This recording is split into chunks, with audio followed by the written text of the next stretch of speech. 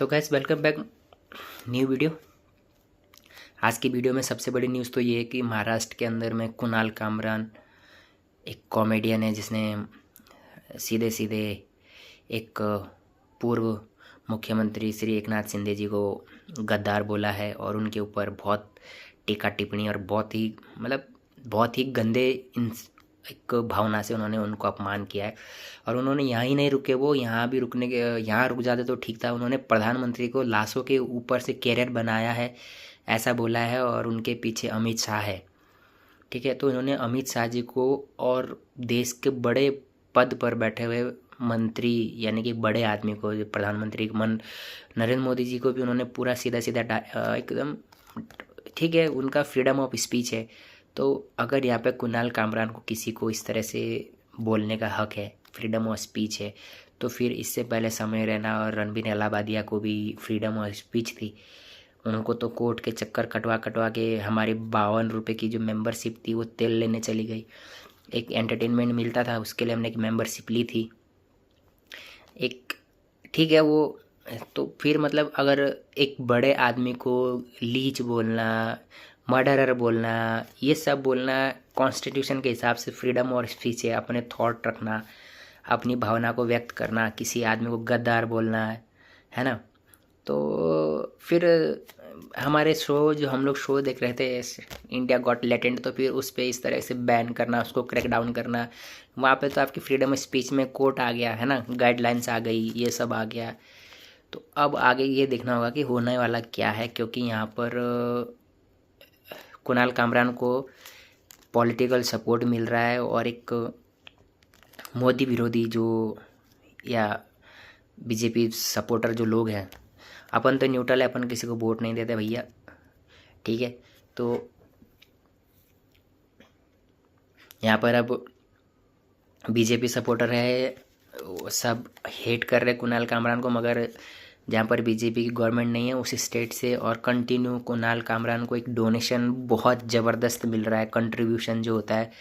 आप कुणाल कामरान की वो वीडियो देखिए, मैं तो हैरान हूँ कि उस बंदे को इतना कंट्रीब्यूटन, इतना पैसा सपोर्ट मिल रहा है अंधाधुन। वहाँ कोई कमेंट नहीं कर रहा है, वहाँ सिर्फ लोग कंट्रीब्यूट कर रहे हैं उस बंदे को।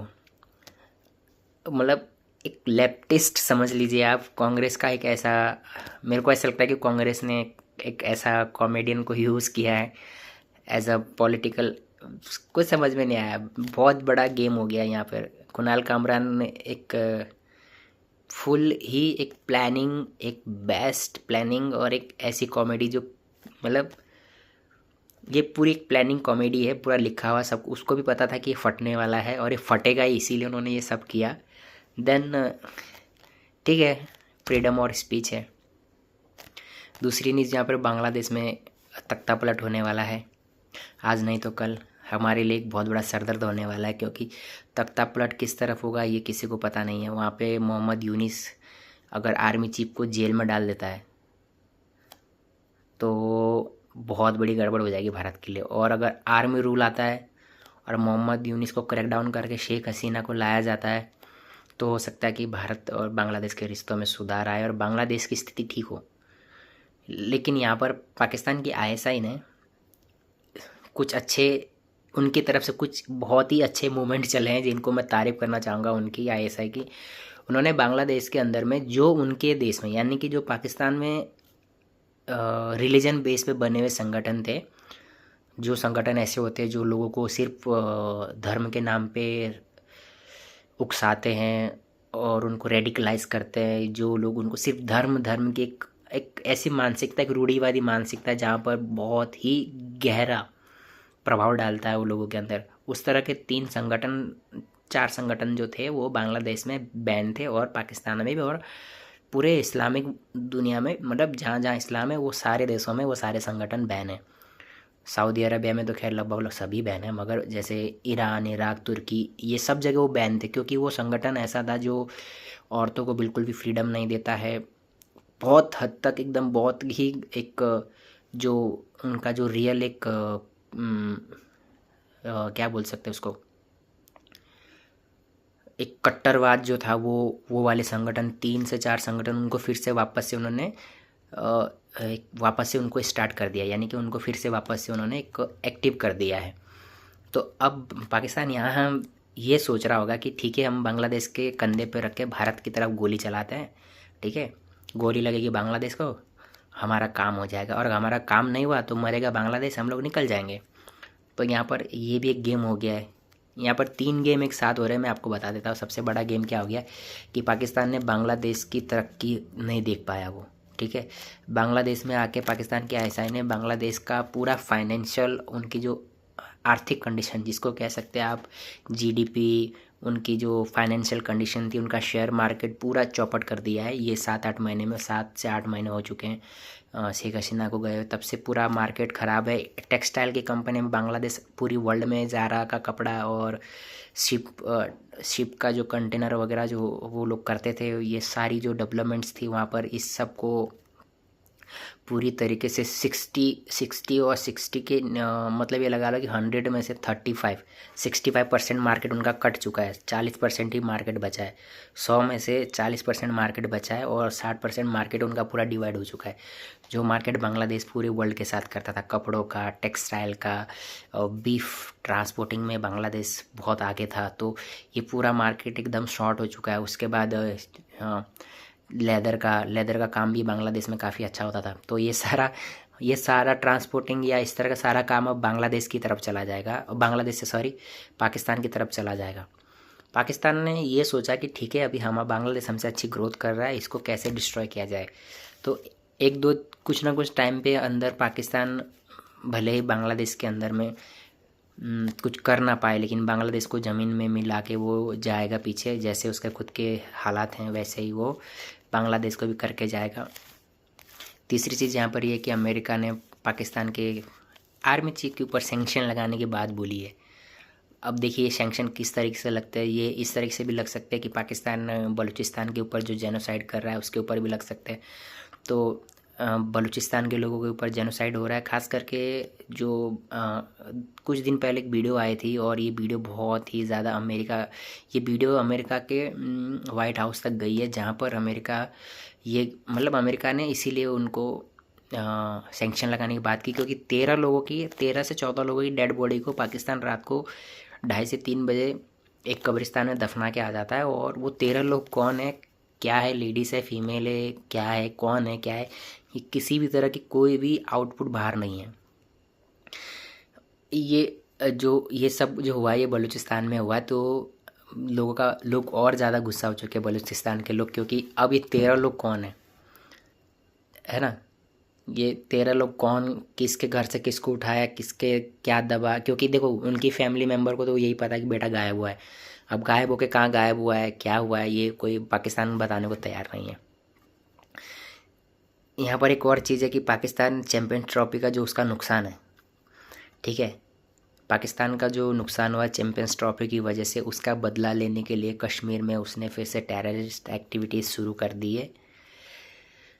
यहाँ पर कश्मीर में अब लगातार अभी चालू रहेगा। अभी वहाँ पर फायरिंग हो रही है, वहाँ पर टेररिस्ट अटैक हो रहे हैं। अब देखना ये होगा कि वो इसको किस लेवल तक लेके जा सकता है। हो सकता है कि पाकिस्तान और बांग्लादेश के थ्रू जो एक स्लीपर सेल्स जो कहा जाता है, जिसको उसको एक्टिवेट करके भारत को फिर से 2008 के पीछे न ले जाए। 2008 और 2013-14 नहीं, जो 2008 के पहले और यूएस में जो हुआ था उस तरह के बहुत बड़ा एक, अगर जहाँ तक मैं मान रहा हूँ, जहाँ तक मेरी एक ये है कि हो सकता है कि ये संगठन जो है भारत के अंदर बैठे हुए इनके जो स्लीपर सेल्स हैं ये फिर से एक्टिव ना हो जाए। इसमें सबसे बड़ा जो एक संगठन था जो पीएफआई है, जो केरला के अंदर में एक संगठन था जिसको भारत सरकार ने बैन किया है, पीएफआई करके। तो ये इसके जो लोग हैं, पीएफआई के लोग अभी भी एक्टिव हैं। अब इनके संगठन बैन हो चुके हैं, मगर इनकी एक एक्टिविटी चालू है। हो सकता है कि ये कुछ बड़ा करने का कर रहे हैं। इनको क्रैक डाउन करना क्या है ये तो गवर्नमेंट के ऊपर है। पांचवी छठी चीज़ यहाँ पर ये आ रही है कि इजराइल का भारत के ऊपर भी एक प्रेशर आ रहा है। इजराइल भारत के ऊपर एक प्रेशर ये डाल रहा है कि देखो हम लोग जो है हमास को एक टेररिस्ट संगठन घोषित कर दें ना, क्योंकि भारत ने अभी तक हमास को टेररिस्ट संगठन नहीं माना है। तो ये एक प्रेशर भारत के ऊपर आ रहा है, और जिस दिन भारत हमास को टेररिस्ट संगठन घोषित कर देगा उसके बाद इजराइल और यूएस में, तो यूएस ने तो उसको माना ही है, तो इजराइल को एक ये बैकअप सपोर्ट मिल जाएगा पूरी दुनिया की तरफ से कि देखो हिंदुस्तान ने भी इसको मान लिया, तो वहाँ पर उसको न्यूट्रलाइज करने का उसको एक और पावर मिल जाएगी। हम लोग इसलिए उसको नहीं मान पा रहे या क्या नहीं कर पा रहे, इसका मेरे पास कोई ये नहीं है, लेकिन सबसे बड़ा तो ये है कि हमास भारत के अंदर कुछ कर नहीं रहा है। तो जब हमारे ऊपर वो कुछ कर नहीं रहा है, और दूसरी चीज़ की वो फ़िलिस्तीन की एक चुनी हुई सरकार की तरह हमास वहाँ पर है, जैसे कि यहाँ सरकारें चुनी जाती है वैसे वहाँ हमास एक जो संगठन है हिजबुल्लाह, ये जो है तो वो एक चुनाव है, लोगों ने चुना है उसको। तो अब देखना होगा कि यहाँ इज़राइल क्या करने वाला है। सबसे बड़ी डेवलपमेंट तो अब 2 या 3 दिन के अंदर आने वाली है मिडिल ईस्ट की तरफ से, क्योंकि ऐसा होगा अब कि मिडिल ईस्ट खुद बीच में आएगा, जैसे सऊदी अरब और कुवैत, ये सारी एमिरेट्स, ये सारी बड़ी बड़ी इस्लामिक जो उम्मा हैं, ये सब अब ईद के आने से पहले या ईद के बाद ये सारे लोग अब एक टेबल पे आके टेबल टॉक करने वाले हैं। या तो ये लोग मिलके हमास को न्यूट्रलाइज करेंगे या क्या हो सकता है, क्योंकि इज़राइल के कनेक्शन बहुत ज़्यादा मजबूत है और इज़राइल के पीछे यूएस है, तो इज़राइल के ख़िलाफ़ जाने का कोई सोचेगा नहीं। और इज़राइल की फैंटेसी सीधी है कि भाई अपना एक बंदे के बदले पूरा देश भी बर्बाद करना पड़े तो वो पीछे नहीं हटते हैं। उनको अपना एक बंदा जिंदा या मुर्दा कैसा भी हो, लेकिन उनको अपना हर एक आदमी चाहिए। तो वो अपने इस मिशन पे कायम रहता है हमेशा, और वो किसी भी हद तक जा सकता है इस चीज़ के लिए। तो अब यहाँ पर पूरा प्रेशर जो है वो मिडिल ईस्ट के ऊपर है, क्योंकि बहुत बुरा हाल है। इज़राइल में बहुत बुरा हाल है, क्योंकि इज़राइल में भी हमास ने बहुत नुकसान पहुँचाया है, वो इतना कवरेज नहीं मिल रही है इज़राइल को। लेकिन फ़िलिस्तीन के अंदर में तो खैर क्या ही बताएं भाई, पूरा खंडर कर दिया है। यहाँ पर तकरीबन 3 दिन के अंदर में जो एक है 350-400 लोगों की डेथ हो चुकी है।